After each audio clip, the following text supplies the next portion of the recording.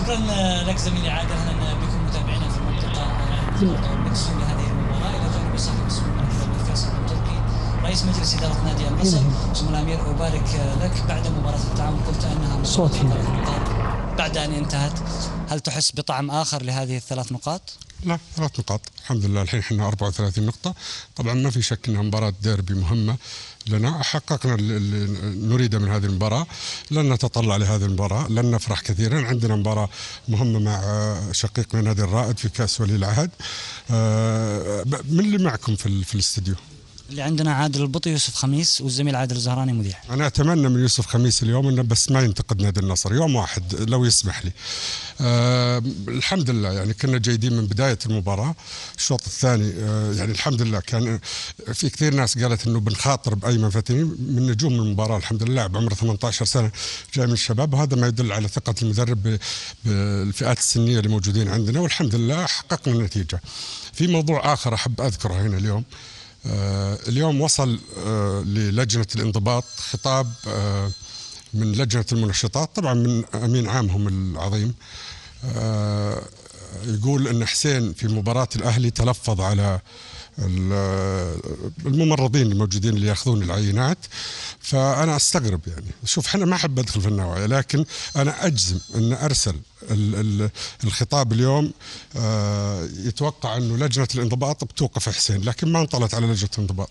يا أخي إذا ميولك هلالية، واضح أنا صريح ما ألف ودور أقول ميولة، إذا ميولك هلالية اقعد في المدرج، استقل واقعد في المدرج، لكن لا تحط ميولك في أمانتك في الشغل.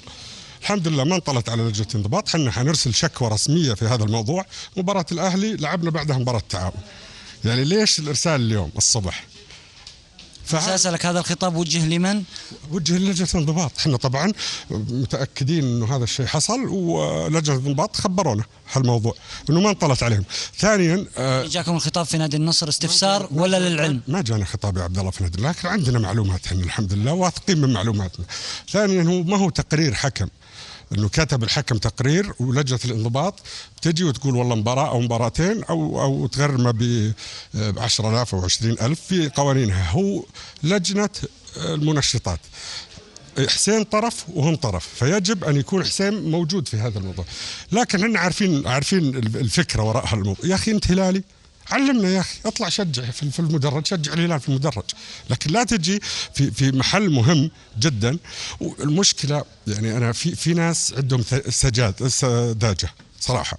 تو من اسبوعين شابين فيك العالم على موضوع خالد شراحيلي والفرق بينه وبين احمد عباس، وحنا عارفين الفرق واللي صار ما في شك عارفين. واذا صالح القنباز ما هو عارف يتحكم في لجنته، يا اخي يستقيل. أنا بكل صراحة أقول لك واضح اللي صار اليوم، لكن لا تنطلي هذه على لجنة الانضباط. والحمد لله أهم شيء ننسى هذا الموضوع. بس حبيت أوضح للإعلام يعني مدى يعني تفكير الأخ سعيد. لكن الحمد لله أهم شيء حققنا 3 نقاط، مباراة جيدة. نتمنى الأخوان يتعادلون بكرة في مباراتهم على الأقل. إحنا المهم عندنا الحين نكون من ال3 الأوائل أو ال4 الأوائل. إحنا الحين نسينا المباراة، عندنا مباراة قادمة هي اللي بنفكر فيها. سمو الأمير قد نختلف في العمل، ولكن يعني اقبل مني أنه لفظ السذاجة ببدر السعيد أو غيره يعني ممكن نكون أفضل في الحوار. لا عبد الله هذه تحسب علي، أنا اللي قايلها وعارف وش قاعد أقول.